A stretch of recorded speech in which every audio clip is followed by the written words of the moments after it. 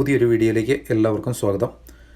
ഇത് നമ്മൾ കഴിഞ്ഞ വെല്ലിംഗ്ടൺ ഫിഷിംഗ് ട്രിപ്പിൻ്റെ ബാക്കി വീഡിയോ ആണിത്. ഒപ്പം തന്നെ ഒരു നല്ല കുക്കിംഗ് വീഡിയോയും കൂടി ഉൾപ്പെടുത്തിയിട്ടുണ്ട്. ഫിഷിങ്ങും കുക്കിങ്ങും ഇഷ്ടപ്പെടുന്ന ഒരാൾക്കാണെന്നുണ്ടെങ്കിൽ ഈ വീഡിയോ തീർച്ചയായിട്ടും നിങ്ങൾക്ക് ഇഷ്ടപ്പെടും.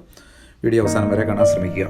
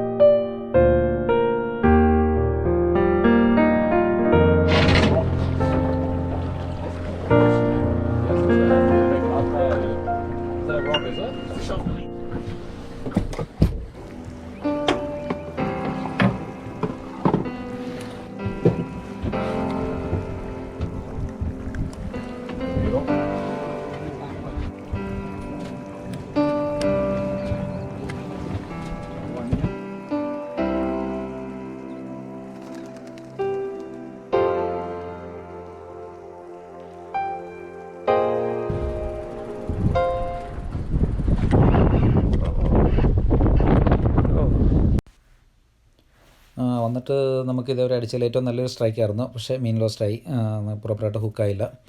ഒപ്പം ഉണ്ടായിരുന്ന ചെറിയ കുളത്തിൽ നമുക്കൊരു ബ്ലൂ കോഡിൻ്റെ കുഞ്ഞാണ് നമുക്ക് കിട്ടിയേക്കുന്നത്. ബ്ലൂ കോഡ് ഇവിടെ ഒരു വംശനാശ ഭീഷണി നേരിടുന്ന ഒരു മീനാണ്. അതുകൊണ്ട് തന്നെ ഒരുപാട് ലിമിറ്റേഷൻസ് ഉണ്ട്. 33 സെൻറ്റിമീറ്ററാണ് അതിൻ്റെ ലീഗൽ സൈസ് എന്ന് പറയുന്നത്. ഇതിന് ഒത്തിരി പ്രത്യേകതകളുള്ള മീനാണ്. അതായത് ഫീമെയിലിൽ നിന്ന് മെയിലിലേക്ക് മാറാനൊക്കെ കഴിവുണ്ടെന്നാണ് പറയപ്പെടുന്നു. അത് മാക്സിമം ഒരു 60 സെൻറ്റിമീറ്റർ വരെയൊക്കെയാണ് വലുപ്പം വെക്കുള്ളൂ. അതുപോലെ തന്നെ ഇതിന് ഓരോ ബാഗ് ലിമിറ്റ് ഉണ്ട്. ചില ഏരിയയിൽ നമുക്ക് 2 എടുക്കാൻ പറ്റുള്ളൂ. ചില സ്ഥലങ്ങളിൽ 10 15 വരെയൊക്കെ എടുക്കാം. അത് ഓരോ ഏരിയയിൽ ഇതിൻ്റെ എത്രമാത്രം അവൈലബിൾ ആണ് എന്നുള്ളതിനെ ഡിപ്പെൻഡ് ചെയ്താണ് അത് ഓരോ ഏരിയ ആയിട്ട് തിരിച്ചിട്ടുണ്ട്. അത് ഈ കഴിഞ്ഞ 2020 ജൂലൈ 1 മുതലാണ് നമുക്ക് ഈ നിയമം പുതിയതായിട്ട് വന്നേക്കുന്നത്. ഈ മീനൊരു മാക്സിമം ഒരു 60 സെൻറ്റിമീറ്റർ വരെയൊക്കെ വലുപ്പം വെക്കുള്ളെങ്കിലും 10-32 വർഷം വരെ ജീവിക്കുന്ന മീനാണെന്ന് പറയപ്പെടുന്നു. അതുപോലെ അത്യാവശ്യം ടേസ്റ്റുള്ള മീനാണ്. മാർക്കറ്റിൽ ഒരുവിധം വിലയുള്ള മീനാണിത്.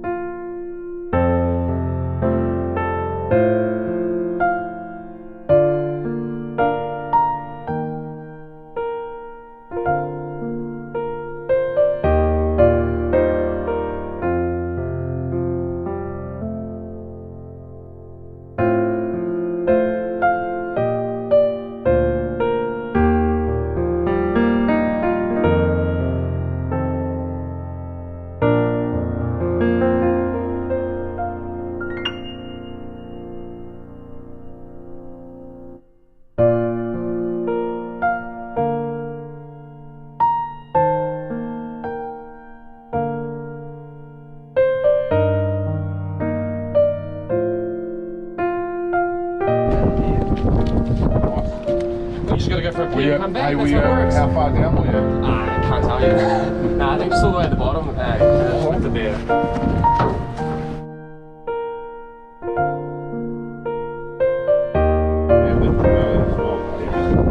Oh, you've done it. Oh, have it? Oh, it's good.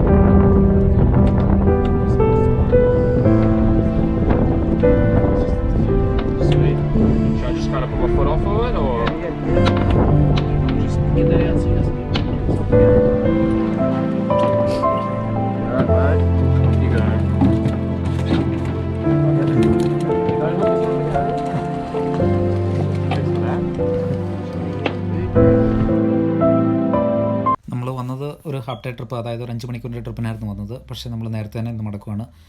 കാരണം ഇപ്പം നിൽക്കുന്നിടത്ത് ഓക്കെയാണ്, ചെറിയ കാറ്റും കാര്യങ്ങളുണ്ടെന്ന് ഒഴിച്ച് കഴിഞ്ഞാൽ ഓക്കെ ആയിരുന്നു, ഫിഷിങ്ങിന് ഓക്കെ ആയിരുന്നു. പക്ഷേ സ്കിപ്പർ പറഞ്ഞ് പോണ വഴിക്ക് നല്ല തിരയുണ്ടാകാൻ സാധ്യതയുണ്ട്. കാരണം കടലിന് മാറ്റങ്ങളുണ്ട്.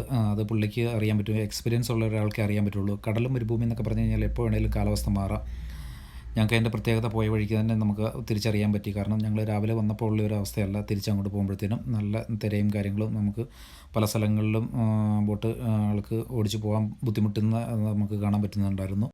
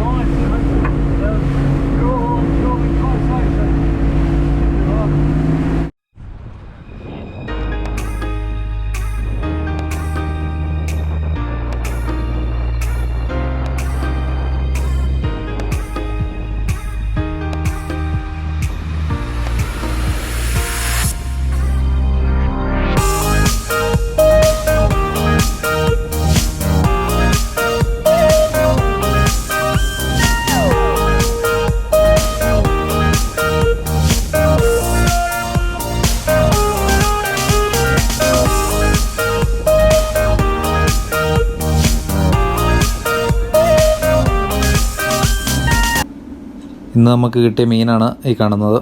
കുറച്ച് സ്നാപ്പറും പിന്നെ അത്യാവശ്യം ഒരു ട്രിവേലിയുണ്ട്, പിന്നെ വേറെ കുറച്ച് മീനുകളൊക്കെയാണ് ഉള്ളത്. അത് നമുക്ക് വേണ്ടിയിട്ട് ആൾ ഫില്ലറ്റ് അടിച്ചുകൊണ്ടിരിക്കുന്ന ഭാഗമാണ് ഇപ്പോൾ കണ്ടുകൊണ്ടിരിക്കുന്നത് നമ്മൾ.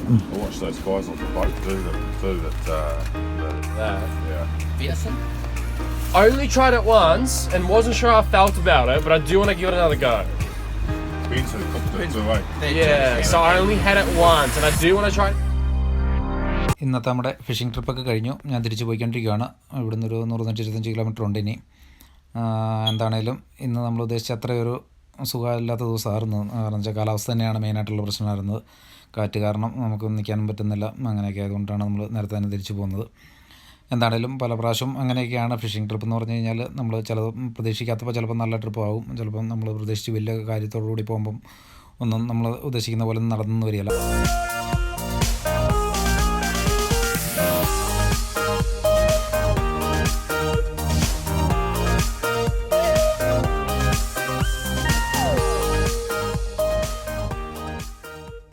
ഇന്നത്തെ കുക്കിംഗ് ടൈമിൽ നമ്മളൊരു ബിരിയാണിയാണ് ഫുൾ സ്നാപ്പർ വെച്ചിട്ടൊരു ബിരിയാണിയാണ് നമ്മൾ ഉണ്ടാക്കാൻ പോണേ. അപ്പോൾ അതിനായിട്ട് നമുക്കൊരു 2 പറിച്ചെടുത്ത് കഴിഞ്ഞാൽ അതുകൊണ്ടൊരു ചെറിയ പരിപാടിയുണ്ട്, ഞാൻ കാണിച്ചു തരാം നമ്മൾ.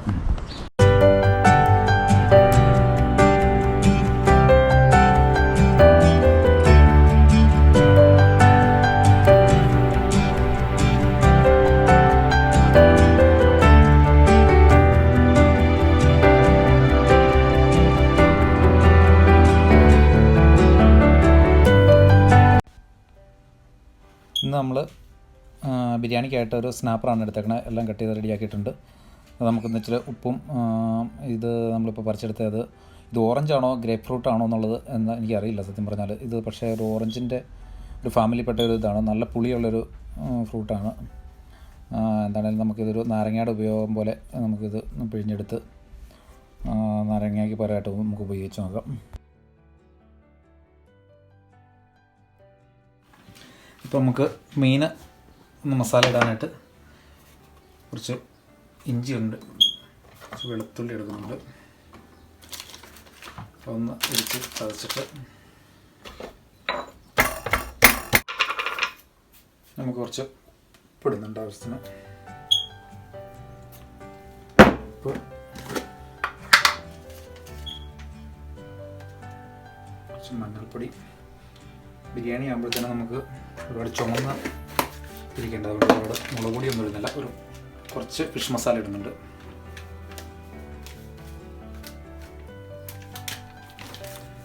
കുരുമുളക് പൊടി, ആവശ്യത്തിന് കുരുമുളക് പൊടി.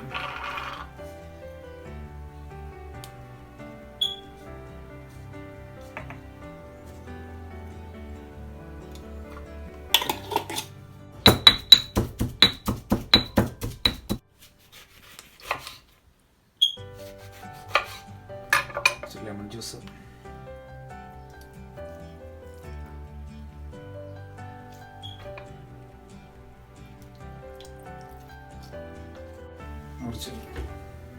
ഓയിൽ ഒഴിക്കണം.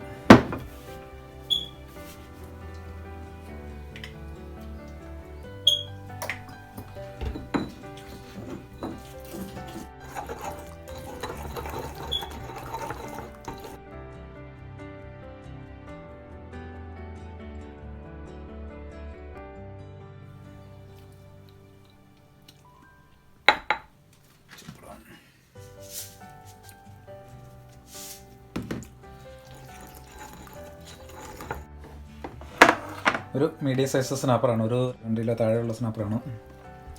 അതിനുള്ളൊരു വറുക്കെടുത്തെടുക്കാൻ പറ്റുന്നൊരു നമ്മൾ അരച്ച് വെച്ചേക്കുന്ന മസാലയൊക്കെ നമുക്ക് നന്നായിട്ടങ്ങ് തേച്ച് പിടിപ്പിക്കാം.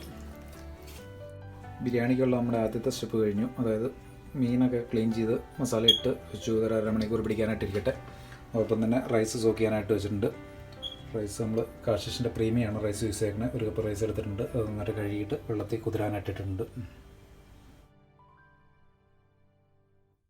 ഒക്കെ ഉണ്ടാക്കാനായിട്ടുള്ള ഇഞ്ചിയും വെളുത്തുള്ളിയും ഇടിച്ചെടുത്തിട്ട് ഒപ്പം തന്നെ പച്ചമുളകും കൂടെ കൂടിയിട്ട് നമ്മൾ ഇടിച്ചെടുക്കുന്നുണ്ട്.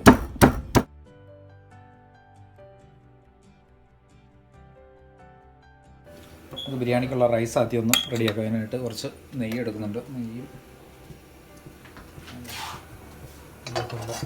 തണുപ്പ് കാരണം കട്ടയായിട്ടിരിക്കും. ഗീ ഒന്ന് ചൂടാക്കി കഴിയുമ്പോഴത്തേനും മസാലകൾ ഇടുന്നുണ്ട്.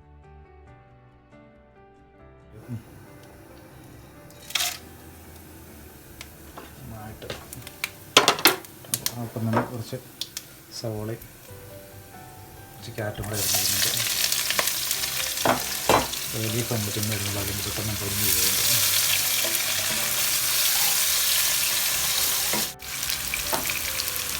നമ്മൾ ആ കപ്പിനകത്ത് ഈ കപ്പിനകത്തായിരുന്നു നമ്മൾ വെള്ളം അരി എടുത്തിരുന്നത്. അതിനകത്ത് ഇപ്പോൾ ഒരു 1.5 കപ്പ് വെള്ളമാണ് ഞാൻ ഒഴിക്കുന്നത്. 1 കപ്പ് റൈസാണ് നമ്മളെടുത്ത്. അതിനൊരു 1.5 കപ്പ് വെള്ളം. അത് നമ്മൾ റൈസിൻ്റെ ക്വാണ്ടിറ്റി കൂടുന്നതനുസരിച്ച് നമ്മൾ വെള്ളത്തിൻ്റെ അളവ് കുറച്ച് കൊടുക്കണം. ഓരോ റൈസിനും ഡിപ്പെൻഡ് ചെയ്താണ് കേട്ടോ അതിൻ്റെ അളവ്.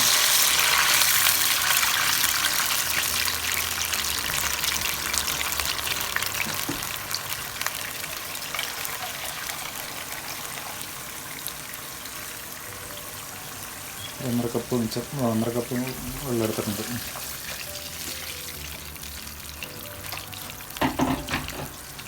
ഇതിലേക്ക് ആവശ്യമായിട്ടുള്ള ഉപ്പിടണം. ഇപ്പോൾ റൈസ് ഇടുന്നതിന് മുമ്പ് തന്നെ വെള്ളത്തിനൊന്ന് നോക്കണം. നമ്മൾ ഉപ്പ് നോക്കിയിട്ട് റൈസ് ഇടാവും. റൈസ് ഇട്ട് കഴിഞ്ഞാൽ നമുക്ക് പെട്ടെന്ന് അറിയാൻ പറ്റില്ല ഉപ്പിൻ്റെ അളവ്. അതുകൊണ്ട്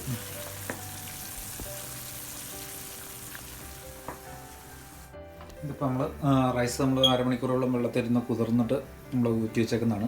റൈസ് നമ്മൾ തിളച്ച വെള്ളത്തിലേക്ക് ഇടുന്നു.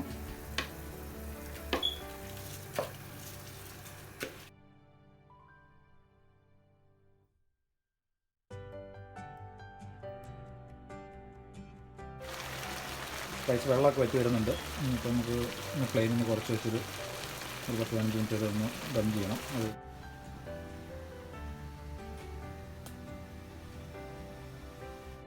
ഒനിയൻ വറുത്തെടുത്ത ഓയിലാണ് കേട്ടോ, നല്ല ഓയിലാണ്. മീനൊന്ന് വറുത്തെടുക്കണം. പക്ഷേ ഇത് ചട്ടി ചെറുതാണ്.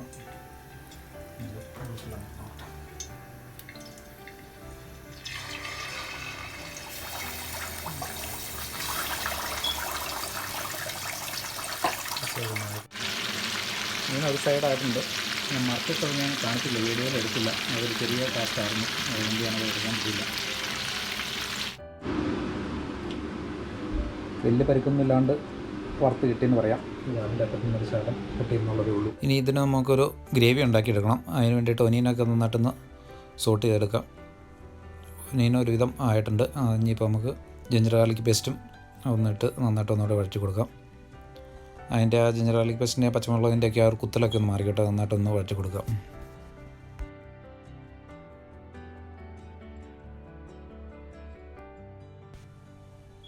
നമ്മൾ മസാലയ്ക്കുള്ള ഒനിയനും ജിഞ്ചർ ഗാർലിക്കൊക്കെ ആവശ്യത്തിന് സോട്ടായിട്ടുണ്ട്. ഇനി നമുക്ക് അതിലേക്ക് ആവശ്യമായിട്ടുള്ള മസാല ഇട്ട് കൊടുക്കാം. ഒരല്പം മഞ്ഞൾപ്പൊടി, ഒരു 1.5 സ്പൂണ് മഞ്ഞൾപ്പൊടി, 1 സ്പൂണ് മുളക് പൊടി ഇടുന്നുണ്ട്.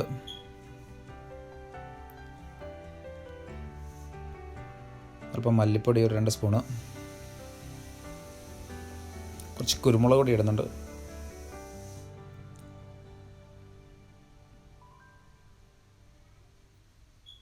ഞാൻ നന്നായിട്ടൊന്ന് സോട്ട് ചെയ്ത് കൊടുക്കുക. ഒരു അല്പം ഗരം മസാല ഇടുന്നുണ്ട്.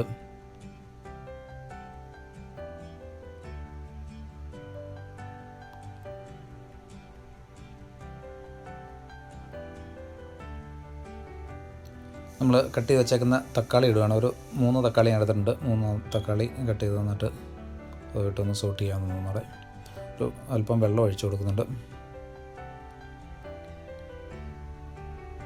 ഒരുപാട് ഗ്രേവി വേണ്ട, ഒരു കുറച്ച് ഗ്രേവി മതി. ഇപ്പോൾ അതുകൊണ്ട് വെള്ളം നോക്കിയേ ഒഴിക്കാവുള്ളൂ. ഒരു പാകത്തിനുള്ള വെള്ളം ഒഴിച്ചു കൊടുക്കുക. പിന്നെ നമുക്ക് കട്ട് ചെയ്ത് വെച്ചേക്കുന്ന പുതിന, മല്ലി,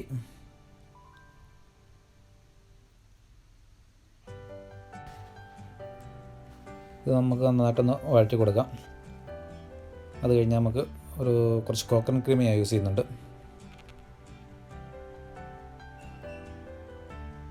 ഒരുപാട് വേണ്ട, കുറച്ച് മതി.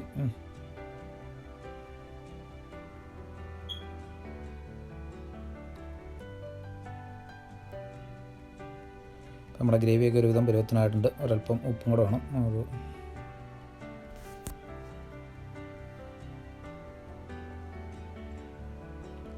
ഇനി നമ്മൾ വറുത്ത് വെച്ചേക്കുന്ന ഫ്രൈഡ് ഓനിയൻ കൂട്ട് ഒരല്പം ഇട്ട് കൊടുക്കാം.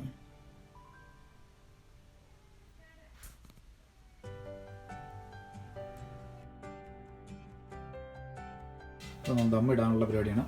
ഞാനായിട്ട് ഓനിയനും ഫ്രൈഡ് ഓനിയനുണ്ട്, കാഷ്നട്ടും ഇതൊക്കെയുണ്ട്, മല്ലിയില, പുതിന ഇത് കിട്ടും. നമുക്കത് ദമ്മിട്ട്